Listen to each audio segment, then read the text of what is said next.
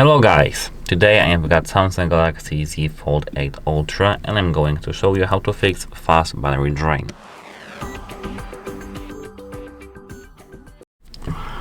So as you can see here, I've got our phone right here, and the first thing you need to do is opening the settings. Here you need to head to the display. Now the first thing, switch to dark mode.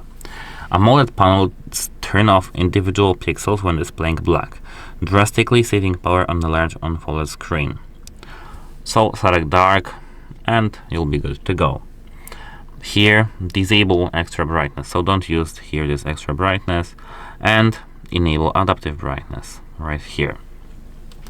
It's best to have it on, so it only ramps up to peak brightness when in direct sunlight. And here, apart from that, you need to scroll down just a little to the motion smoothness. Here, select standard instead of adaptive.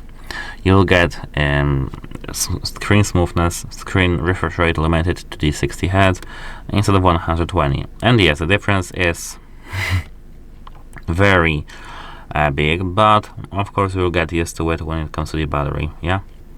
So, apart from that, here, I need to switch it back because I don't like it for the video. So here you need to now scroll down till you see screen timeout. Here you need to of course select either 15 seconds or 30 seconds. And of course disable keep screen on while viewing. When it comes to the display, that's it. That's actually it, because there are no other things in the display section that we can use. So what else can I show you? Open here device care section, and now tap performance profile. So either from standard, you need to set here at light. It prioritizes battery life and cooling efficiency over processing speed. So here you need to select light, and now we can go even further. You need to disable RAM plus. Tap here memory, and here we've got RAM plus. You need to completely disable this option. Virtual RAM uses third swap files that keep the memory controller active, burning extra energy. Disable it and tap restart to restart your phone. It should take a moment and we'll be good to go back again in a moment. Now we've got it turned on and we can go even further. So as you can see, here we've got our RAM plus disabled, and you should see a sudden battery drain drop. I mean, your battery shouldn't be draining now, but we can go even deeper if you want. So at first, open the settings, and here you need to enter Galaxy AI. Once you're here, you need to scroll down and disable this option, process data on device. Disable this option. When it comes to the offline processing, like on your device, it will process more things, heat up your device, and make the battery worse. Of course, the privacy is worse because every single thing you do, like when it comes to health assist, every single thing that you actually have it listed here is processed by online server rather than on your device. So, you know, the privacy is worse, but battery is better.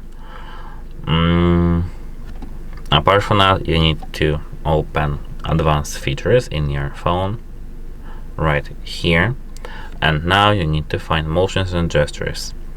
Disable as many as you want right here, because here every single gesture, motion uses battery.